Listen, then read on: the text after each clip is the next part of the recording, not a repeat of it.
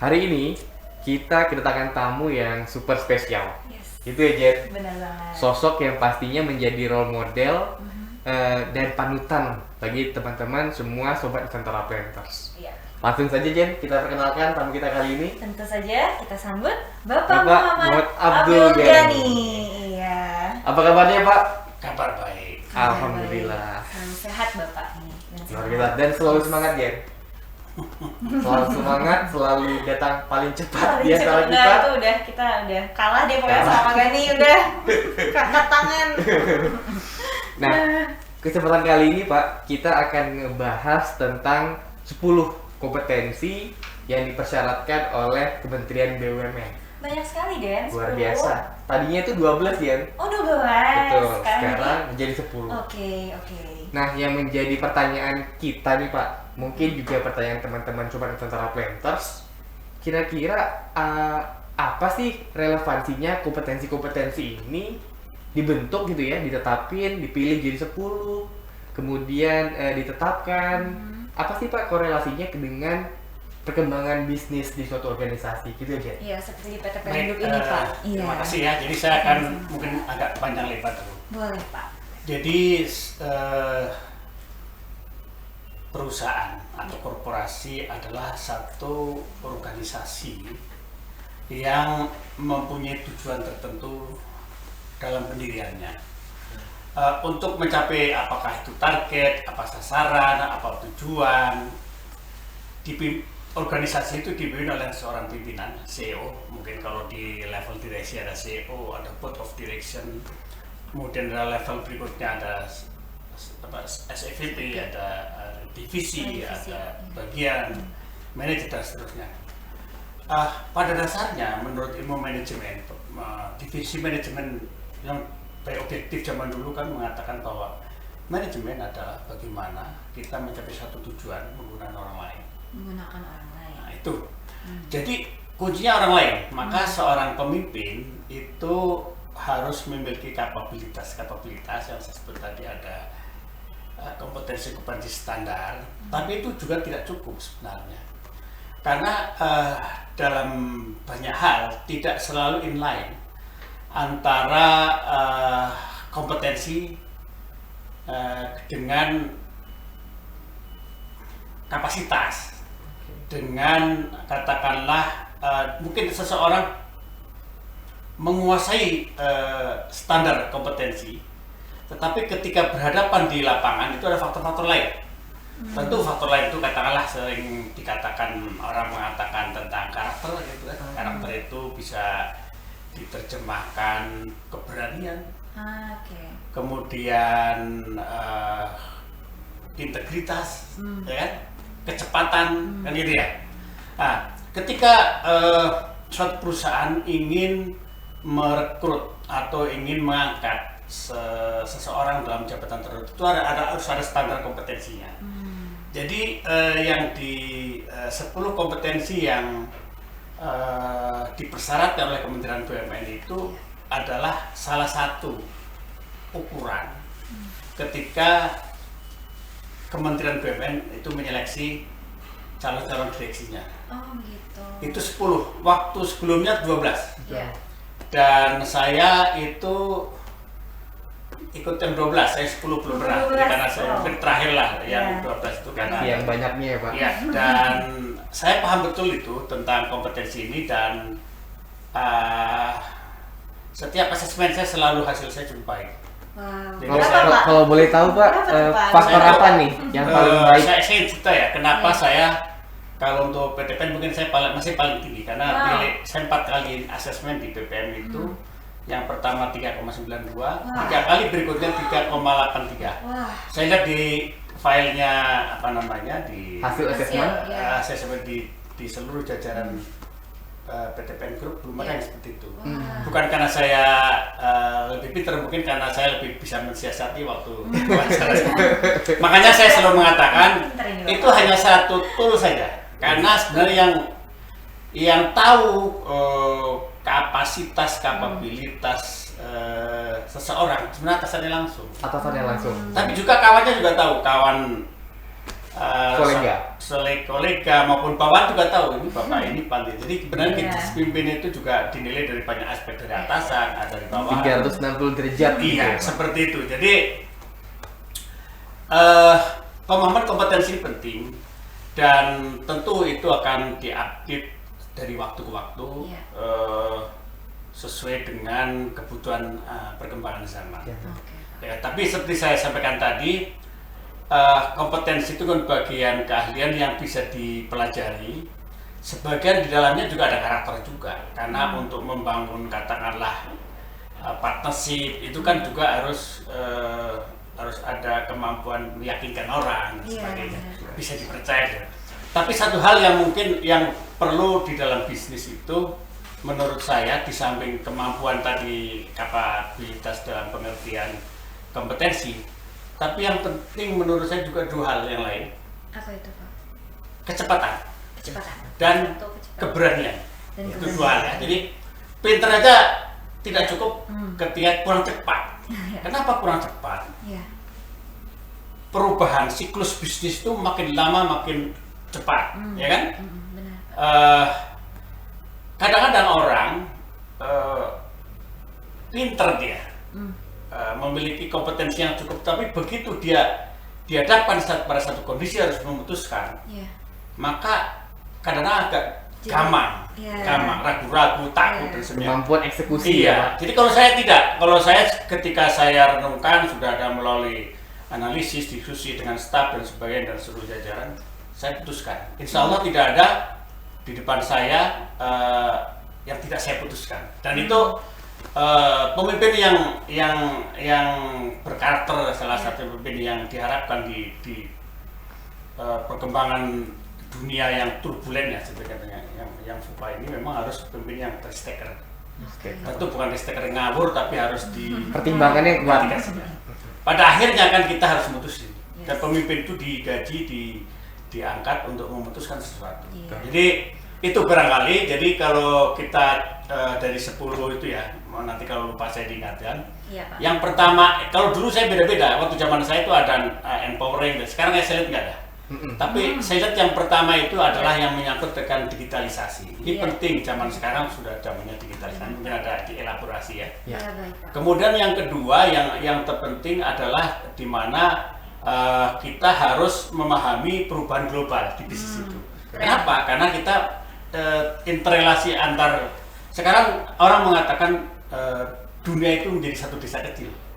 Di mana kejadian di tempat lain bisa saja ada kapal menyangkut di terusan Suez, itu semuanya harga saham, pelayaran, mobil itu bergerak. Itulah yang menyangkut perubahan global. Kemudian yang berikutnya nomor 3 adalah kita harus fokus kepada pelayanan. Ini catatan untuk orang-orang kementerian, PDPN. Kita ini kadang-kadang kecenderungan jadi tuan besar, bukan pelayan besar. Jadi ke depan pemahaman tentang customer focus ini harus menjadi isu yang kita kembangkan, terutama kepada para calon-calon pimpinan ke depan. Kemudian yang perlu kita kembangkan lagi, bagaimana membangun strategi partnership. Jadi yang keempat ya. Jadi yang keempat itu kita harus mengembangkan strategi partnership. Apa mana ya?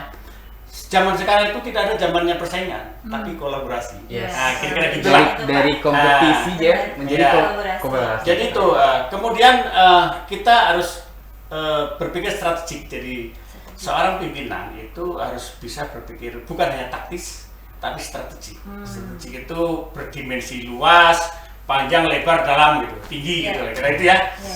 Kemudian kita juga harus bisa mengeksekusi driving execution. Itu kita harus mampu mengeksekusi apa yang menjadi keputusan kita. Kadang-kadang pandai memutuskan, begitu eksekusi itu bisa keboler. Orang Medan bilang keboler.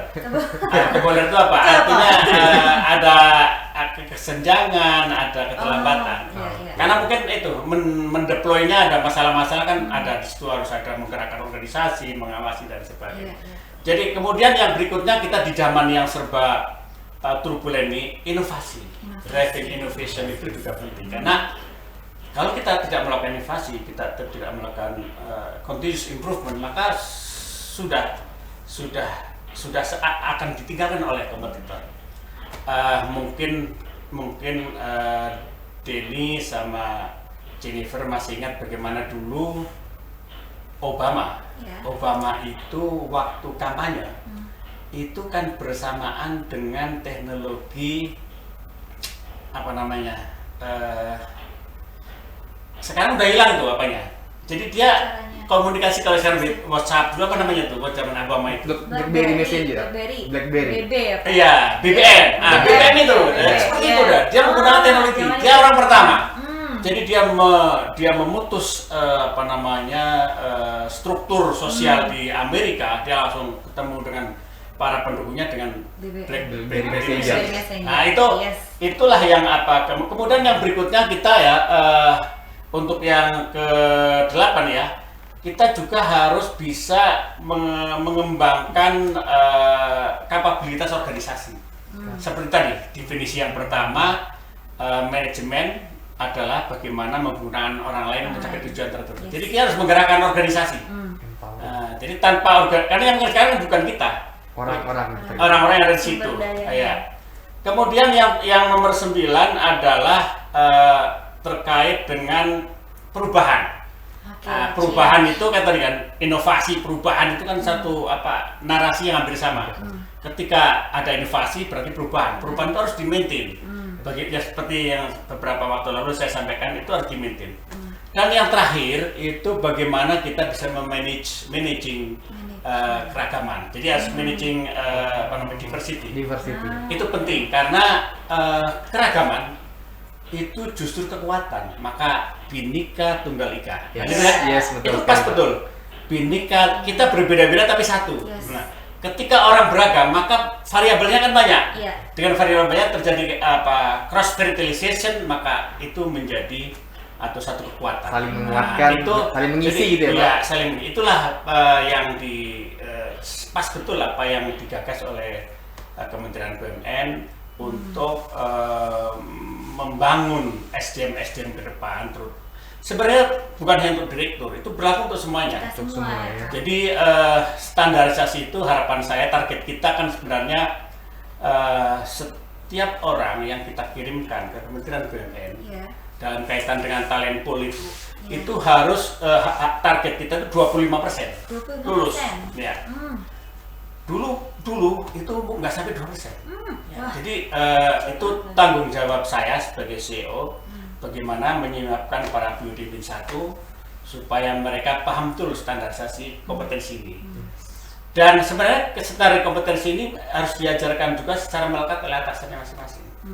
Jadi kemudian bagaimana dengan kami misalkan para milenial? Para milenial juga harus tahu karena gini, ada PAMIO ya, kayak think globally, Yes. act locally gitu kan? Yes. Artinya kita tuh harus seseorang itu harus berpikir satu level dari jabatannya.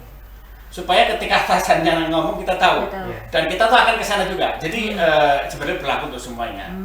Cuma mungkin levelingnya, ruang lingkup, kedalamannya itu aja berbeda. Jadi dari 10 parameter kompetensi ini berlaku di mana-mana aja. One step ahead. Iya, Pak. itu Iya. perlu. Dan Benar, seperti benar. tadi, jadi kita berpikir global tapi bertindak secara lokal, secara aktual. Seperti itu. Jadi harapan saya para BUD Min 1, BUD Min 2 ya rajin-rajin membaca lah. Kalau sekarang ini medianya cukup. Jadi sekarang ini hanya tergantung kepada masing-masing. Ya, jadi tergantung kepada masing-masing kita untuk bagaimana mengembangkan dirinya sendiri. Fasilitas semua ada. Dengan IT semua nggak ada bedanya antara saya dengan Jennifer, Yes. dengan Denny, sama kita. Tergantung bagaimana rajin mengakses Memperkaya informasi, diri gitu ya, Pak. mengembangkan pemikiran, ya kan? Yes. Dan mengembangkan kapasitas tadi, Ya. ya kan gitu. Kalian sering ketemu sama saya, sama direksi yang lain itu kan bagian apa juga. Kalau pelajaran juga, kalian perhatiin Banyak yang dipelajari. orang-orang jadi kepala staf angkatan darat, panglima itu umumnya dulu pernah jadi staf tuh, pernah jadi ajudan. Karena kan tahu, iya, Iya. coba Dia yang melihat langsung, ya, presiden, wakil presiden Trisno dulu ajudannya Pak. Ajudan. Harto. Iya, benar-benar. Ya kan? Seperti Iya. itu. hampir semua orang penting belajar dari orang penting. Benar. Begitu kira-kira ya. Jadi apa yang ingin kami bagikan atau ingin sharing pada kesempatan podcast seperti hari ini, saya ingin memicu sebenarnya, bukan ingin memberi, tapi memicu bagaimana setiap orang mengembangkan kapasitas dirinya, mengembangkan kapabilitas, mengembangkan modalitas dirinya untuk bisa menjadi semakin pinter, semakin cerdas, semakin agile dan seterusnya. Ya, berani dan Ketika juga cepat. jadi ketika perusahaan ini dikerjakan, dipimpin, dioperasikan oleh orang-orang yang cerdas, orang-orang yang tadi memiliki 10 karakter itu, maka akan memiliki daya saing, memiliki daya adaptasi yang kuat dimanapun kita bisa menghadapi apapun untuk mencapai tujuan perusahaan. Begitu ya? Oke Pak. Nah kalau gitu dari 10 ini kita Bapak sudah menjelaskan dengan sangat detail poin-poin pentingnya. Kita langsung saja ke poin pertama dari salah satu 10 kompetensi ini ya, BUMN nih Pak. Oke, kita akan bahas tentang digital leadership dulu ya Pak Gani. Iya. Nah pertanyaan pertama, menurut Pak Gani apa arti dari digital leadership dan wujud perilaku dari seorang pemimpin seperti Bapak yang memiliki kompetensi digital leadership ini itu kira-kira apa Pak? Karena ini kan ini part of sumber daya dan nilai tambah PTPN Group ya Pak. Jadi begini, kenapa pertanyaan kan begini? Iya. Kenapa digital leadership itu taruh di pertama? Iya, kenapa nomor Saya kan satu gitu ya, kan? Pak? Betul, Nah, itu pasti bukan kebetulan. Jadi tim-tim ahli dari tentang di Kementerian BUMN pasti sudah memikirkan itu. Dari set semua. Dan kalau kita coba merenung, sekarang ini digitalisasi adalah kunci pertarungan global. Kalau kita cerita sekarang ya, sekarang namanya abad 4.0, sebenarnya 5.0, Yes, di mana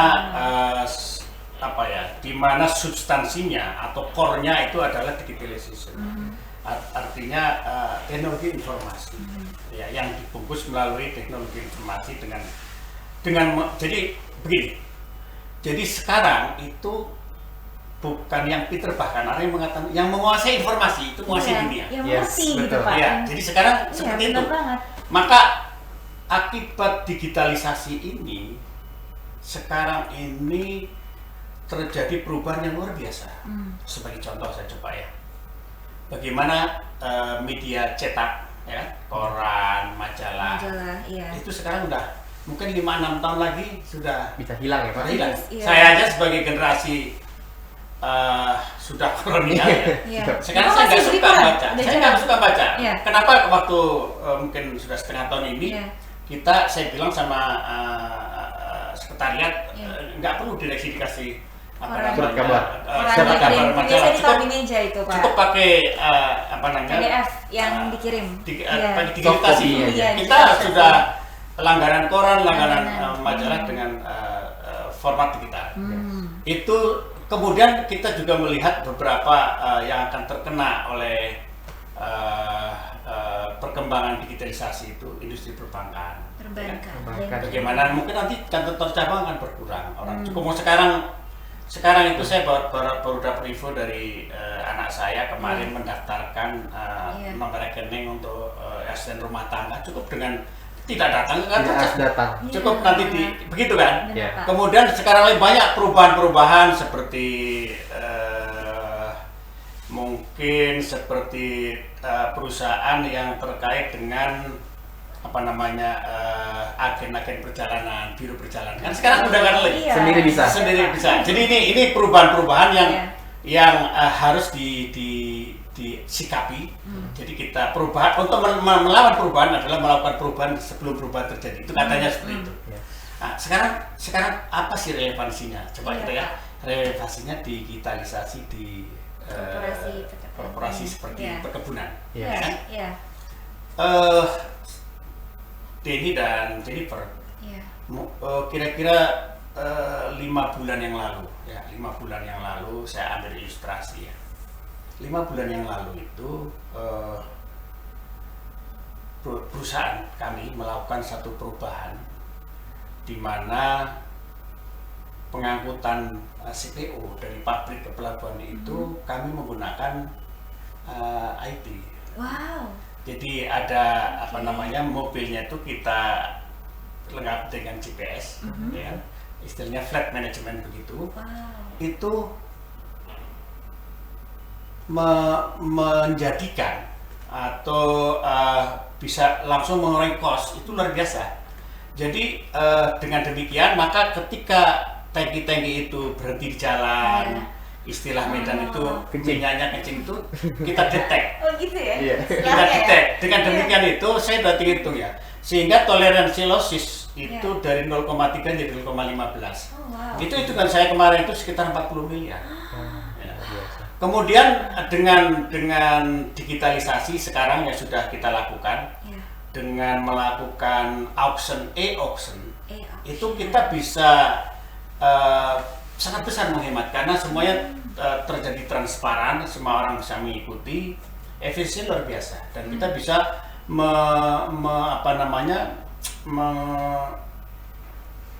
melayani customer yang banyak di tempat yang berbeda. Mungkin customernya jangan-jangan sambil minum kopi dia bisa mengakses, mengoffer apa kita, seperti itu. Nah, itu yang jadi sekarang digitalisasi itu tadi, siapa yang menguasai Data. informasi atau data, dia yang menguasai dunia. Nah, jadi kita juga tidak mau ketinggalan. Tentu ini banyak hal yang terkait dengan perkebunan, banyak kali bagaimana tentang pengelolaan stok, persediaan dan sebagainya, banyak kali.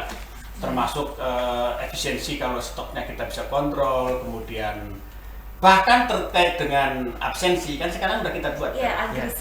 Agris dengan Agris itu seperti cerita saya kemarin, kalau misalkan Jennifer bilang sakit atau di mall, saya tahu gitu. Kira-kira ya. Di mall ya. Seperti itulah kira-kira ini yang apa ya. Jadi seperti itu. Oke Pak, lanjut Pak. Baik. Tadi kita cerita Bapak singgung terkait era digital. Nah, menurut Bapak sendiri seberapa pentingkah Pak seorang pemimpin yang memiliki kompetensi digital leadership ini di dalam suatu organisasi? Iya. Mungkin begini. Mungkin dalam arti bukan ahli, tidak perlu saya menjadi ahli digital atau ahli IT, tidak perlu. Tetapi maksudnya bagaimana kita bisa menggunakan digitalisasi untuk digitalisasi kan bagian dari mengumpulkan data, memproses data, membuat keputusan, menentukan. Itu penting, sangat penting. Dengan kita menguasai informasi, maka kita bisa memutuskan sesuatu berbasis data. Dan data itu dikumpulkan kalau dalam perspektif board of management board of direction itu apa yang disebut dengan DSS, dashboard support system. Jadi kita dengan dashboard itu kita tahu semua, bahkan dashboard itu mestinya bukan informasi data tetapi informasi yang setengah matang. Artinya gini, ambil contoh begini. Ketika saya katakanlah ingin mengamati bagaimana perilaku capaian produktivitas dari suatu komoditi, dari satu komoditi dari banyak kebun katakanlah, atau dari beberapa PTPN, saya bisa mestinya datanya itu sudah membuat informasi yang kira-kira penting dan mendesak untuk diketahui, itu kemunculan itu aja. Misalnya gini, ketika kita membaca data, mungkin yang deviasinya negatif kita harus tahu duluan. Jadi misalkan ada satu PTPN yang pertumbuhan produktivitasnya lambat, itu mungkin warnanya agak merah misalkan, tapi yang bagus sekali warna hijau misalkan gitu ya. Atau kalau di kebun gitu, itu juga seperti itu. Sehingga apa? Ketika kita punya data itu, kita tahu loh di mana ini. Lalu dengan kita mencocokkan, kita kan punya data digital juga terkait katakanlah mapping dengan satelit atau dengan drone. Kita cek rupanya di situ misalkan warna hamparannya kuning. Berarti kurang pupuk misalkan, atau dia daunnya tidak mulus karena serangan hama ulat ulat api misalnya. Nah, itu bisa dikontrol. Jadi mestinya informasi bukan deretan data, tapi kalau untuk semakin tinggi itu informasi yang sudah setengah matang, sudah pengambilan keputusan. Oke.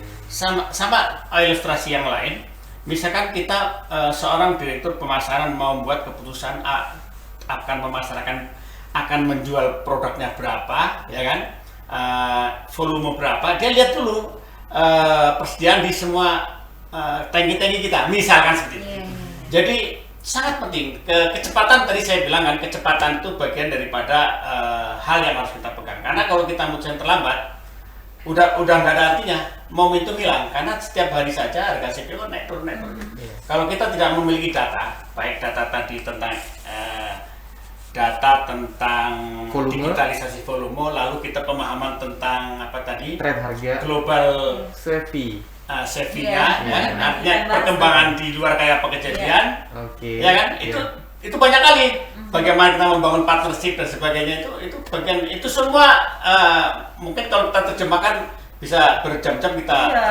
Jadi saling keterkaitan sebenarnya Pak. Keterkaitan. Jadi 10 kompetensi itu makanya biasanya itu 10 kompetensi bukan 5 bagus, itu yang 5 jelek mungkin nggak lulus malah, tapi ada range minimal katakanlah 2 atau 3 gitu ya. Jadi ada itu harus lengkap sebenarnya. Kalau bagus itu lengkap sama gitu. Tapi itu orang nggak sempurna. Ada orang yang kuat di satu, tapi jangan sampai ada salah satu kompetensi yang katakanlah 1 nilai atau 2 itu nggak lulus gitu. Seperti itu contohnya. Oke Pak, baik. Oke, lanjut nih Pak. Tadi Bapak udah membahas tentang drone, sudah membahas tentang naruh GPS juga tuh Pak. Nah, memang Bapak sudah menjelaskan tidak harus kita semua mengerti tentang IT. Oke. Nah, kemarin ini PT PN Group ini kan sukses meraih hasil assessment IT maturity level yang sangat baik. Nah, itu tuh Bapak menggunakan teknologi apa saja sih Pak? Kenapa bisa bagus nilainya? Kan ada drone, digital farming, bisa cerita Pak? Saya jelaskan ya. Seperti drone gitu ya. Dulu saya dulu pernah juga jadi asisten kan. Jadi asisten itu belum ada drone ya Pak? Belum ada. Apa Pak dulu? Jadi salah satu tugasnya itu apa? Salah satu SOP-nya setiap 6 bulan sekali menghitung pokok. Manual. Menghitung pokok. Manual? Iya, tiap tahun. Namanya sensus pokok, sensus pohon ya. Pohonnya berapa? Itu catat karena pohon sangat menentukan kualitas. Jadi bisa bayangkan Jennifer menghitung pokok. Itu sama dengan kalian pernah lihat orang menghitung roti kayu-kayu yang di truk itu. Itu kalau nggak pakai metodologi, itu bisa dihitung 2 kali. Atau dan yang itu satu hal, itu metodologi. Tapi hal yang lain, apakah valid datanya atau kredibel, bisa dipercaya? Tergantung orangnya. Nggak bisa. Tapi kalau pakai drone, ini cerita tentang penggunaan drone yang sudah kita lakukan. Drone itu bisa menghitung pokok secara presisi, karena itu ada tentu ada softwarenya ya. Jadi dengan drone-nya terbang itu udah pasti nggak akan selisih. Itu baru cerita tentang jumlah, tapi tentang kualitas tanaman. Itu juga bisa dengan separasi warna, itu ahli bisa menerjemahkan. Kalau misalkan warna daunnya agak hijau kekuningan, kuning kehijauan, ya kan? Hijau muda, hijau tua. Itu bisa diterjemahkan ini kurang N, kurang P, kurang apa.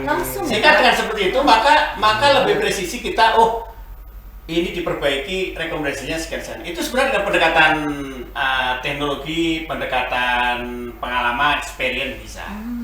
Itu tentang drone, itu pentingnya drone, dan kita nantinya semua kita menggunakan, pasti kita marah ke sana, karena nggak mungkin kita menghitung manual. Pertama dari sisi efektivitas, efisiensi, dua hal kan, kita kan semuanya harus efektivitas.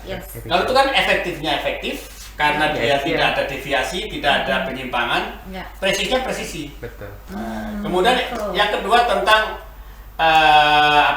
digital farming ya. Jadi digital farming itu sudah dipakai di tebu, kemudian di sawit itu dipakai juga. Dengan digital farming itu artinya ya seperti yang bersama tadi saya ceritakan, dengan informasi seperti itu, terutama di tebu ya, kita tebu itu variabel tanaman itu dalam kendali banyak orang, bukan kalau di HGU sendiri kan kita yang mengelola, tapi kalau di tanah rakyat kan kita harus harus digital farming. Contoh begini, saya ambil ilustrasi begini di tanaman tebu.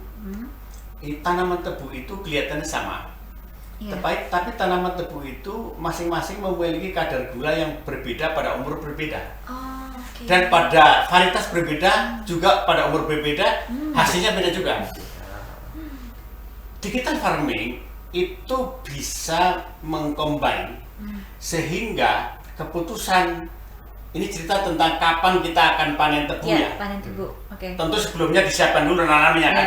Ada tebu yang varietas nanam cepat dipanen. Ada matang di tengah, matang di atas itu. Tapi ketika katakanlah itu udah selesai, kita mau menentukan itu basisnya itu.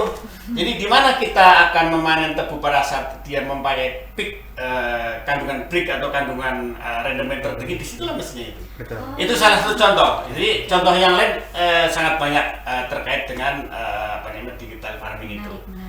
Kemudian yang terkait yang sudah kita lakukan namanya Internet of Things ya. Nah itu apa? IoT. Jadi begini, IoT ini saya lihat sendiri waktu kunjungan ke PKS Rambutan.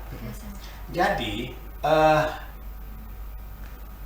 persoalan di manajemen itu ketika tahapan-tahapan proses itu kita tidak mendapatkan angka yang katakannya running time yang artinya bisa setiap langsung terlihat. Kemudian angka-angka yang numerik yang angkanya itu tidak kualitatif langsung kuantitatif. Ini penting, kenapa? Karena parameter sebagai contoh di pabrik ya, pabrik kelapa sawit, parameter losis di setiap stasiun gitu kan. Itu kalau kita basisnya hanya laporan manual itu bisa dibuat-buat. Oh gitu Pak. Iya, tetapi kalau basisnya dengan menggunakan Internet of Things, ada prosedur yang harus dilakukan oleh operator, katakanlah staff di situ, untuk setiap berapa jam sekali mengumpulkan sampel dari setiap stasiun, dimasukkan ke laboratorium, keluar angka digitalnya, angkanya langsung lari ke dashboardnya mungkin direktur SCVP ya, SCVP operation misalkan gitu. Termasuk terkait dengan digitalisasi penimbangan. Timbang itu kan orang bisa nggak percaya kalau timbangannya manual kan. Kita nimbang badan aja di beberapa tempat hasilnya beda ya. Jadi kita harus itu juga penting nantinya untuk mengontrol jangan sampai terjadi penyalahgunaan atau mengambil moral hazard terkait menimbang yang tadinya 5 dibikin 10 dibikin 5. Nah itu dengan digital bisa sekarang, dengan angkanya informasinya langsung masuk ke jaringan internet, langsung ke kantor direksinya. Jadi nggak ada sentuhan tangan manusia lagi gitu ya, itu pun nanti harus link lagi dengan digitalisasi yang dashboard tadi. Misalkan di satu PTP ada katakanlah 15 pabrik, maka itu dengan di HP-nya smartphone-nya kepala bagian atau namanya kabinet teknik lah ya, kepala teknik atau kata di SCVP operasional, dia punya angka itu. Tapi kalau misalkan ada angka yang tidak wajar, mestinya dia bunyi terus ting misalnya gitu lah.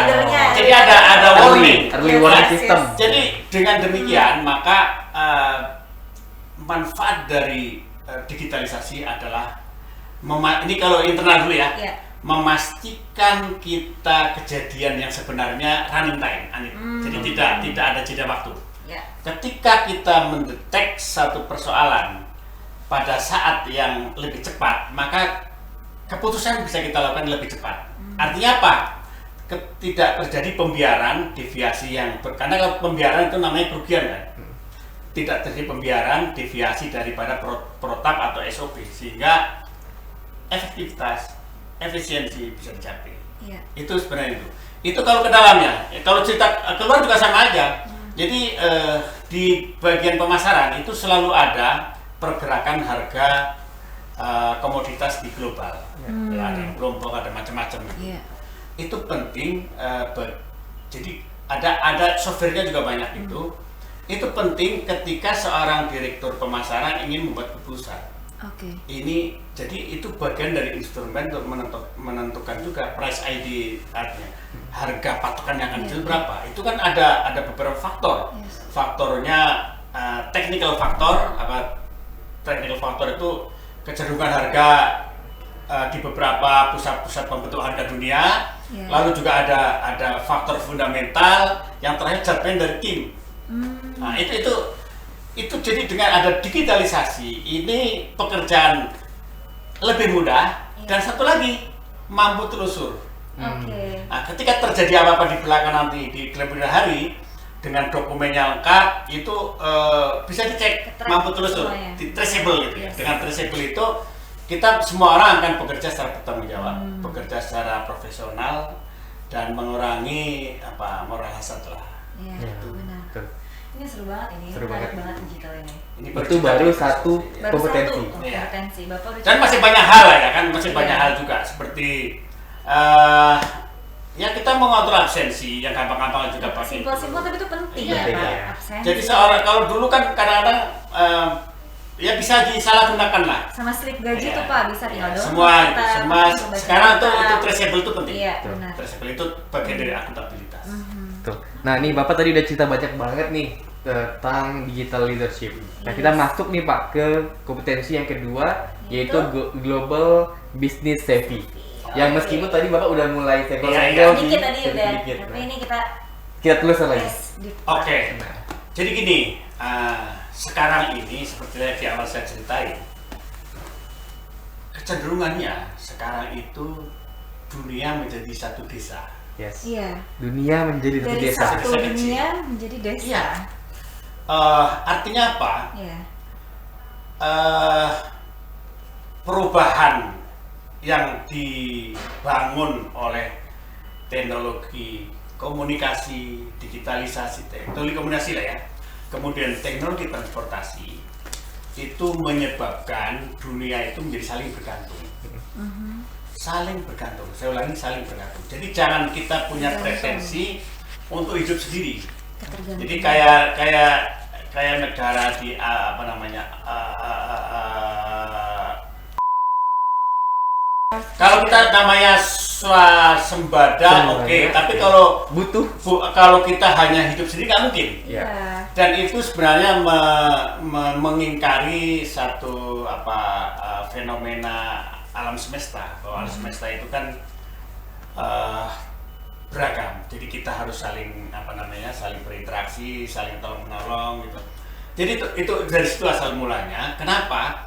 Dan faktanya tadi saya di awal cerita bagaimana misalkan kejadian sekarang di Afghanistan saja itu mempengaruhi Iya, seluruh Taliban. dunia, Yes, ya kan? benar. Mempengaruhi seluruh dunia. Pengambilan keputusan orang itu bisa dipicu oleh satu kejadian di satu titik di planet bumi. Yes. Iya. Nah, kembali tentang global savvy itu, ya kan? Kecenderungan global untuk kita, komoditi juga seperti itu. Jadi Denny sama Jennifer, Iya. saya kemarin diwawancari oleh CNBC. Keren banget Pak. Bagaimana, saya ditanya, bagaimana Bapak menyikapi Iya. pandemi ini? Yes. Wah. Lalu gimana Bapak? Dan ini bagian dari global savvy juga. Yes, oke. Jadi itu sudah setahun yang lalu kan sebenarnya pandemi ini kalau dirunut ke belakang itu sebenarnya akhir 2019 sudah ada Sudah, kasus Pak. di Sudah. Wuhan, Iya, sudah ada Wuhan, kasus. China, yes. Kita sudah memperkirakan kalau ini terjadi secara global pandemi ini maka akan berdampak. Iya. Terus tentunya terkait komoditi kita lah ya, Iya. akan berdampak. Saya sudah bayangkan waktu itu, terutama terutama kelapa sawit yang saya ikuti. Kalau terjadi global pandemi maka akan terjadi semua negara menutup pintu Iya. terhadap mobilitas manusia, Benar. Oke. Iya. aktivitas. Terus saya mencoba merenung kalau kelapa sawit itu ada dua negara utama, yaitu Indonesia sama Malaysia. Malaysia. Jadi pasti semua akan, terutama Malaysia pasti akan terdampak. Iya. Maka apa yang saya lakukan waktu itu adalah saya bicara sama teman-teman direksi, kita harus jaga jangan sampai pandemi ini mengganggu proses produksi di kebun-kebun kita di pabrik ini. Iya. Tapi yang kedua, ini saya buka sekarang, sebenarnya sudah bukan strategi lagi karena sudah Sudah jalan. Tapi saya lakukan waktu itu, mungkin kalau kalian mengikuti kebijakan holding, waktu itu saya memaksakan tahun 2020 nih, memaksakan supaya pembelian TBS itu tandang buah segar wajib, hampir pokoknya mandatoris semua PKS harus beli TBS. Ya kan? Karena saya sudah memperkirakan akan terjadi shortage komoditi. Benar. Shortage komoditi, terutama komoditi kita ya minyak nabati lah kan. Lalu tahun lalu itu yang lain daripada tahun sebelumnya adalah kita memupuk tahun lalu itu sebenarnya tidak dibatasi, cuma karena ada faktor alam atau sebagian mungkin ada PTP yang waktu itu masih banyak yang kesulitan keuangan tidak bisa pupuk. Tapi pupuk itu kita lepas. Itu kalau tidak salah pemupukan PTPN itu 5 tahun terakhir sampai tahun 2019 itu di bawah 70%, 65% lah. Tahun lalu itu kalau tidak salah di atas 80%. Maknanya apa? Maknanya itu kita ingin istilahnya menyalip di tikungan. Ketika kondisi global saya perkirakan akan shortage, dan ini sekarang komoditi cenderung shortage. Bukan hanya kelapa sawit tapi di gula juga shortage. Ini kecenderungan ini. Maka dengan kita melakukan kebijakan yang beyond melampaui perubahan beyond of change lah kira-kira itu. Maka kejadian apa? Sekarang itu sampai dengan bulan Juli kemarin itu sampai Agustus itu kita bisa menaikkan produksi sampai hampir 20%, 17, 18%. Produksi total. Jadi ketika kita di satu sisi ada ketidakseimbangan antara supply demand, di mana demandnya tetap, supply-nya turun, harga naik. Produksi kita naik. Seperti sekarang ini, Pak. Iya, produksi naik, produktivitas naik. Kalau produksi naik, produktivitas naik, pasti cost-nya turun. Jadi ini sebenarnya bukan sesuatu yang by accident, ini by design. Ini sekarang saya buka, itulah yang kita lakukan, dan itu akan kita teruskan tahun depan. Kita nggak tahu nih pandemi sampai kapan. Asumsinya pandemi sampai tahun depan lah. Maka yang terjadi, kita juga tahun depan akan mengupayakan peloncatan peningkatan produksi. Jadi itulah bagian dari pemahaman global safety tadi. Jadi pemahaman global. Ini bagian kecil saja.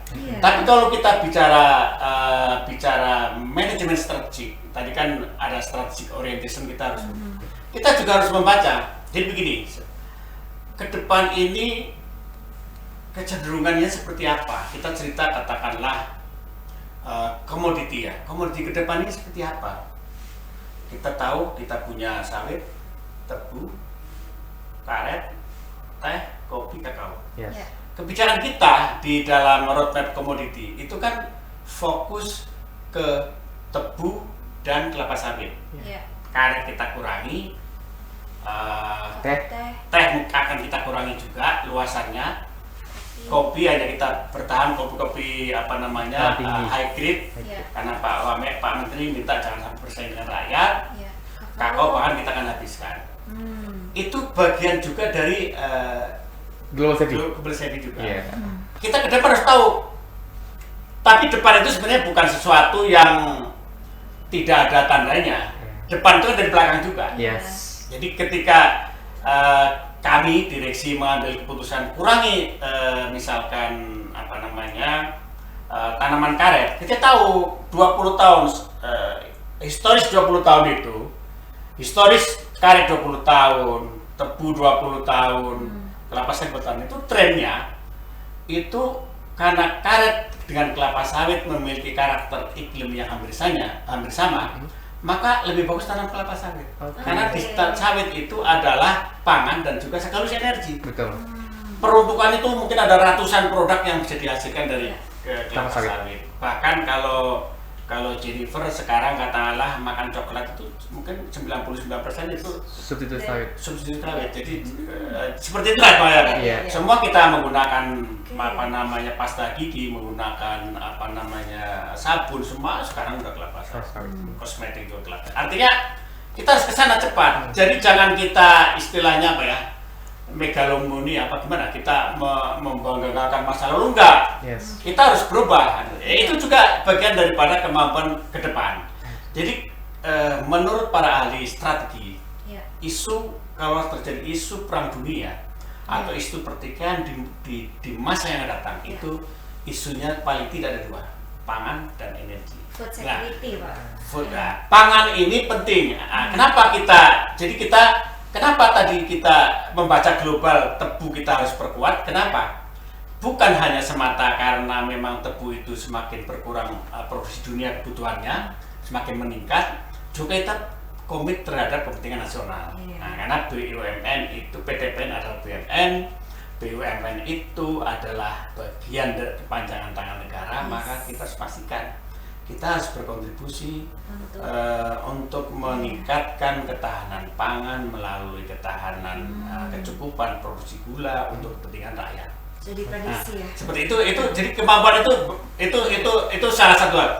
Tentu banyak hal yang apa namanya global safety itu banyak hal yang bisa kita ambil keputusan. Contohnya sekarang ini, memang kita tidak bisa lepas dari global sekarang. Iya. Mungkin kalian tahu sekarang ini kita mengalami kesulitan untuk pengangkutan produk yang menggunakan peti kemas. Jadi sekarang itu saya kemarin dapat ini makanya kemarin Bapak Presiden itu memerintahkan Menteri Perhubungan untuk mencari solusinya. Karena sekarang itu kalau kita ekspor ke Amerika, katakanlah ekspor apa? Kopi, ekspor teh, gitu. Susah mencari peti kemas. Kalau ada tuh beberapa komoditi, apalagi komoditi yang apa perishable ya, seperti katakanlah buah-buahan, kemudian misalkan makanan atau mungkin ikan. Sekarang tuh ada yang mengatakan sampai 4-5 kali biaya logistiknya, kan nggak masuk akal itu. Harga pokok. Jadi inilah faktor-faktor apa namanya kemampuan melihat kecenderungan global itu harus tahu. Saya ambil contoh sejarah ya. Saya sedang membuat buku sejarah tentang perkebunan, tentang industri gula. Industri gula itu pada tahun 1884 Indonesia itu kolaps. Yes, benar. Kolaps. Kenapa? Waktu itu terjadi mulai masuk gula bit ke Eropa, kemudian di Jawa terjadi penyakit sere. Harga turun sampai sepertiganya lebih, hampir sepertiganya. Tutup tuh, sehingga akhirnya banyak yang bangkrut. Pabrik gula di Jawa itu tahun 1884 itu banyak diambil alih oleh bank-bank pemberi kredit. Karena apa? Karena waktu itu produksinya itu 2/3 harus diekspor. Krisis itu berulang tahun 30. Berulang lagi. Krisis itu berulang tahun 30. Ketika terjadi jatuhnya harga saham di New York Stock Exchange. Jadi waktu itu juga globalisasi sudah. Sudah ada Pak ya. Tahun 30 ya. Ada Black Monday, Black Friday, harga saham sampai jatuh berapa sepersekian kalinya itu juga sama. Karena waktu itu produksi kita itu 3 juta ton, yang 2,1 juta diekspor. Jadi ini juga penting ketika kita bicara tentang perkembangan global kaitan industri kita. Maka kenapa kita sekarang fokus kepada di kelapa sawit aja ya? Kita sudah memiliki pabrik minyak goreng, pabrik oleh di Sungai Mangke, kapasitas bahan bakunya itu 600.000 ton setahun. Kita mengarah ke depannya itu paling tidak separuh akan kita jual ke dalam negeri. Sekarang itu harga ekspornya bagus. Harga ekspornya bagus, oleh dunia itu mau. Tapi kita bayangkan kalau suatu saat terjadi masalah di global. Udah diprediksi. Nah, jadi itulah itu bagian dari menyusun strategic orientation berbasis global safety. Seperti itu. Jadi bisnisnya supaya sustain. Terus kita juga masuk ke gula ke retail. Kita membuat retail yang dulu tidak kebayang. PTPN itu kalau dari sejarahnya dari mulai perkebunan zaman Belanda itu 150 tahun udah ada. Iya, Tapi benar. kenapa tidak masuk kita ke Retail. seperti itulah ya. Iya. Jadi kita kalau bisnis mau sustainable, maka orang-orang yang diberi amanat untuk mengelola itu, BUD-1, BUD-2 itu harus memahami 10 karakter ini. Betul. Nah, dari pemahaman 10 karakter ini nanti tentu kan masing-masing orang bisa berinteraksi dengan orang lain, mengingatkan dan sebagainya dan sebagainya. Betul. Itu kaitan dengan pemahaman global. Dan itu sebenarnya bukan hanya terbatas di industri, tapi dimanapun Iya. global itu pengaruh global. Kita yang Iya. Betul. Sekarang mungkin barangkali ya dengan adanya pandemi, dengan teknologi digitalisasi, jangan-jangan nanti sebentar lagi universitas pun nggak perlu juga. Iya, Pak. semua virtual Kita aja ya. laptop Virtual ya? aja udah Iya. Ya kan? wifi. Kan kalian kan kalau kuliah juga sebenarnya ada sesuatu di dalam kuliah yang bisa digantikan, disubstitut dengan Tugas. dengan apa? Online kan? Online, Harus iya. offline. Iya. Ada kalau pelajar coba mungkin ada apa namanya? Ada praktek di perkuliahan yang mungkin 50% cukup dari rumah. Betul. Mungkin tidak seluruhnya ya, tapi kalau Iya. misalkan ilmu-ilmu tertentu yang Kedokteran misalkan gitu, di Pak, ya. laboratorium, Iya, kedokteran, kedokteran. apa saja lah yang terkait dengan Yes. laboratorium itu kita harus datang. Iya. Tetapi mungkin datang hanya ambil data, diskusinya bisa di virtual. Virtual, betul. Nah, ini contoh sekarang juga sudah mulai banyak lah bagaimana apa namanya apa istilahnya paket-paket teknologi, kemudian apa namanya marketplace dan sebagainya ya. Betul. Itu kan sudah apa termasuk kayak workplace dan sebagainya, kita sudah memang harus berubah itu. Iya. Jadi antara perubahan global dengan perkembangan teknologi yang terkait digitalisasi itu dua hal yang sangat mempengaruhi eksistensi Korporasi.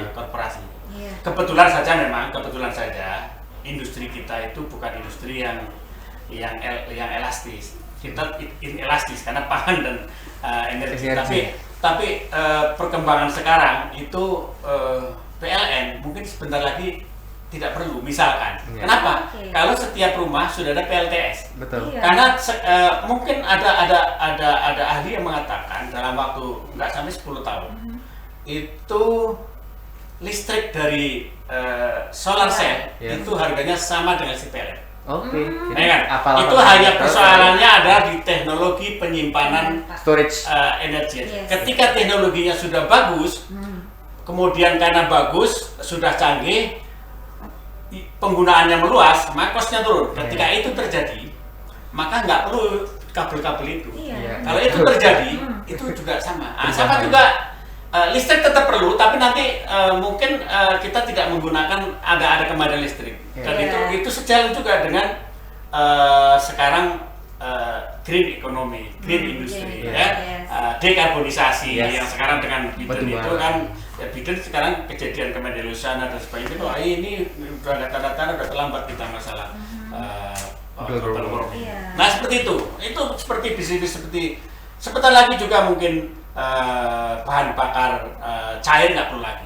Orang kan mobil nanti pakai listrik. Listrik, Iya. betul, Pak. Jadi inilah revolusi industri Iya. terkait kejadian di global itu akan berdampak sama kita. Iya. Bukan tidak mungkin nanti ada zamannya ketika minyak makan nggak perlu ditanam dari kelapa sawit, mungkin dari campuran air sama kan itu kan Betul. pada Iya. dasarnya kan Pasti ada ya, iya. Pak. rantai karbon. Kamu dari Betul. apa dari Yes. teknik kimia kan? Itu Betul. pada dasarnya rantai karbon kan. Karbon ada oksigen, hidrogen. Itu kan secara teoretik bisa digabung di dalam Iya. laboratorium. Benar. Tapi tentu ada faktor Tuhan, mungkin faktor Iya. bukan alam yang harus kita Iya. pakai. Tapi kira-kira kan itu unsurnya kan apakah itu kelapa sawit atau bensin atau solar, itu kan hidrokarbon itu. Betul, Pak. Iya. Ya, rantai karbon lah. Nah, karbon. Begitulah kira-kira ya. Banyak ya perubahan-perubahan. Banyak. Nah, ini Kita nggak boleh berhenti ya, Iya, gitu ya, Pak. benar banget. Ini mungkin pertanyaan simpel ya untuk kita milenial nih, Pak Gani. Denny kan saya ada milenial. Kita tuh kan selalu harus mengikuti tren dan perkembangan bisnis global karena Iya. ini ada part of global business savvy Iya. ya Pak. Nah itu gimana kita supaya kita bisa melatih diri kita di tengah kesibukan ini? Cara menyeimbangkan itu gimana Pak? Jadi begini. Dengan tidak hanya baca Iya. ini Nah, ya, aplikasi atau yang paling susah Pak. sekarang ini Iya. mengelola, memanage Iya. waktu. Nah itu Yes. Pak. Ya, manage waktu. Mm-mm. karena gini, teknologi informasi apalagi medsos itu bisa menjadi edik kalau kita berlebihan. Benar Pak itu. Tapi kalau kita bisa memanage waktu, memanage time itu Jennifer bisa mau dalam satu hari itu sekian saat baca perkembangan. Kalau per global untuk kelompok apa gitu kan, harga komoditi, ada US Studi sekarang udah ada, dan seperti itulah. Yang di bawahnya di news itu perlu itu. Itu saya coba baca itu bawahnya tuh. Terus perkembangan per global kita perlu tahu. Jadi saya juga saya coba karena begini, saya coba merefleksi diri saya. Iya, Pak. Saya dulu suka membaca. Saya dulu suka membaca. Tetapi dengan berjalannya usia itu saya nggak begitu tahan membaca. Bosan apa? Tetapi sekarang saya itu tiap hari saya selalu mengupdate pengetahuan, mengupdate informasi, bukan pengetahuan atau nasihat agama itu semua dari YouTube aja. Jadi saya supaya tidak ganggu saya pakai headset itu ya, saya ya kata 2 jam cukup itu. Kita karena sambil pagi saya itu tiap pagi itu saya jalan kaki, habis sholat subuh jalan kaki. Saya biasanya jalan kaki sama ibu jalan sendiri, aku jalan sendiri. Soalnya aku sambil mendengarkan apa aja, tapi biasanya bukan yang tidak bermanfaat. Ya kadang-kadang musik, tapi yang lainnya ada misalkan merotal seperti itu ya Pak? Enggak, yang ini itu sekali-kali, tapi yang ya ada dialog tentang misalkan tentang perkembangan global terkait dengan komoditi. Jadi kita melakukan 2 hal sekaligus, dua-duanya bermanfaat. Iya, bermanfaat. Seperti barangkali mungkin seperti itu, tapi yang jelas sekarang itu aksesnya tidak terbatas. Jadi kalian juga bisa apa saja dengan teknologi ini, dengan globalisasi ini. Jadi teknologi, digitalisasi dan globalisasi itu memang sangat penting karena itu menjadi nomor 1, nomor 2 kan? Iya betul. Kompetensi mandatori bagi siapapun orang, apalagi calon pemimpin, agar dia bisa mengikuti zaman dan tidak ketinggalan zaman. Karena begitu kita tinggalan, ngejarnya susah. Karena kan follower itu kan susah, ada entry barrier untuk follower kan. Begitu orang udah depan kita narik, tapi kalau kita sebagai orang pertama, ya seperti kita tadi ya, strategi kita untuk komoditi kelapa sawit itu menurut saya betul-betul pas. Mungkin kalian bisa membandingkan di Indonesia itu di dunia ya, korporasi produsen kelapa sawit yang peningkatan produktivitas seperti TPN mungkin tidak banyak, bahkan tidak ada. Bayangkanlah, produksi naik sampai hampir 20%, seperti banyak. Pada saat pandemi, itu kan teknologi strategi basisnya informasi global, ya kan? Ya kan? Basisnya informasi global, di dalamnya tentu ada digitalisasi untuk menjadi kebijakan. Jadi makanya gain yang kita dapatkan itu sangat besar. Dan karena perhitungan saya ini sampai tahun 2000 depan masih, itu saya sudah menyampaikan pada teman direksi, sudah jadi keputusan direksi. Bagaimana tahun ini kita perbaiki semua aset kita perbaiki tanaman kita perbaiki pabrik kita rehab semua infrastruktur supaya tahun depan itu saya membuat target tahun depan produktivitas naik 10%. Jadi tahun ini mungkin naik sekitar 10 sampai sekarang masih 11 sekarang 12%, 13-12%. Mungkin sampai akhir tahun 10, tahun depan bisa naikkan 10 lagi. Wow. Nah, itu semua ya ada kaitan dengan tadi 10 parameter kompetensi. Jadi saya berharap video ini disebarluaskan Biodemi 1, Biodemi 2, mereka suruh membuat resensi atau katakanlah feedback kemana gitu. Ini saya pingin, saya pingin podcast ini menjadi bagian pembelajaran, paling tidak pengalaman. Kalaulah tidak pembelajaran, pengalaman saya bisa saya sharing kepada generasi penerus. Agar apa? Seperti kemarin saya sampaikan, saya ingin sustainability perusahaan ini, apakah itu driving change-nya, apa itu tentang inovasinya, apa itu pengembangan organisasinya, tentang apapun itu biar sustainable. Nah, ketika perubahan itu sustainable, maka perusahaan ini akan semakin firm berada di jalannya. Baik. Pertanyaan yang terakhir nih Pak, sebelum Iya. kita tutup podcast episode kali ini. Selama karir Bapak nih 37 tahun di PTPN, menurut Bapak siapa sosok pemimpin di PTPN yang paling memiliki kedua kompetensi tadi? Digital leadership dan Iya. business savvy. atau mungkin Jadi inspirasi begini, Pak. enggak, saya ada orang ya. Oh, saya siapa, orang, Pak? jadi begini, salah satu kelebihan orang lama. Iya. Orang lama itu kan godaannya nggak banyak, variabelnya nggak banyak. Gitu ya, Pak. Nggak variabelnya nggak. Dibandingkan sekarang Beda. ya. Benar. Orang dulu kan, Benar. misalkan orang dulu itu ya memang hidup Lebih itu simpel, tidak Pak. lebih simpel Iya, kan, lebih lebih simpel. simpel. Sekarang kan banyak kali Iya. variabelnya. Kalau dulu variabelnya 10, mungkin sekarang 10 pangkat 10. Iya. Betul. Ya kan? Ya gitu. Orang lama itu umurnya konsisten ya. Iya. Tapi saya ada satu orang yang Iya. sekarang umurnya mungkin sudah 95 tahun masih hidup. Wow. Sehat. Itu namanya Pak Sujai Kartasasmita. Saya dekat sama beliau, masih berkomunikasi. Kadang-kadang beliau umurnya 95, udah sekelas Mahathir, tapi masih mengikuti perkembangan zaman tentang. Gak berhenti belajar. Nah, dia kadang-kadang ikut webinar tentang Wah, apa? keren loh. Di share ke saya, umurnya 95, Selalu tinggal di share Kebayoran Bapak. di Blok M. Oke. Saya salut sama dia dan saya terinspirasi karena beliau dengan umurnya segitu masih bukan hanya masih mengikuti perkembangan zaman, tetapi beliau punya komitmen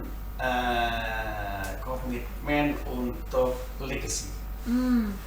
Saya membantu beliau juga di Medan. Di Medan itu ada namanya Museum Perkebunan. Lalu saya pelengkapi dengan apa namanya Daily Heritage Society, saya ada di situ juga. Beliau punya komitmen seperti itu. Jadi beliau komitmen juga tentang bagaimana generasi penerus itu bisa menguri-uri atau menghidupkan nilai-nilai planters. Beliau juga. Maka di buku saya yang Jejak Planters. tentang jejak planters itu beliau saya minta menulis Testimoni. Di depan. komentar di depan. Orang yang hidup. Benar.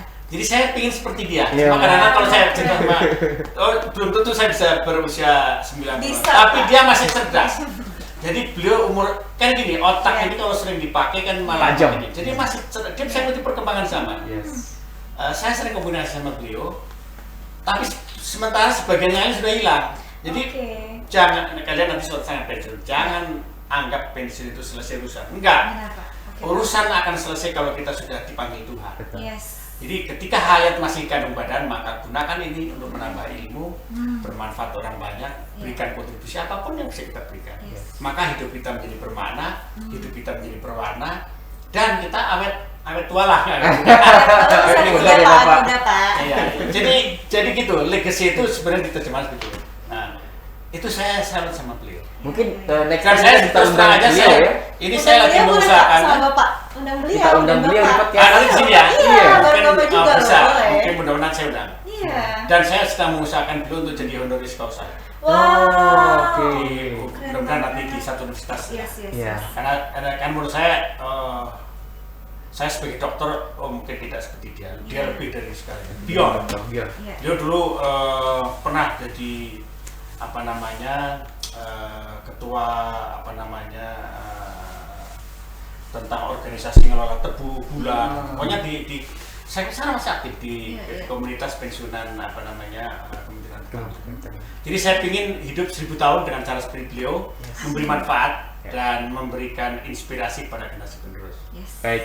Ya itu cita-cita dan mudah-mudahan Tuhan mendengarkan Amin. podcast Pak. kita. Pasti, Ya. Pak. Begitu barangkali Ya, Denny dan Jennifer, Ya. saya harap kalian supaya kita semudah mungkin sering interaksi kepada saya, ambil yang positif ya. Iya, Jadi tentunya, Pak. dimanapun kalian berada, itu tadi tuh Iya. jangan ketinggalan informasi, Iya. Siap.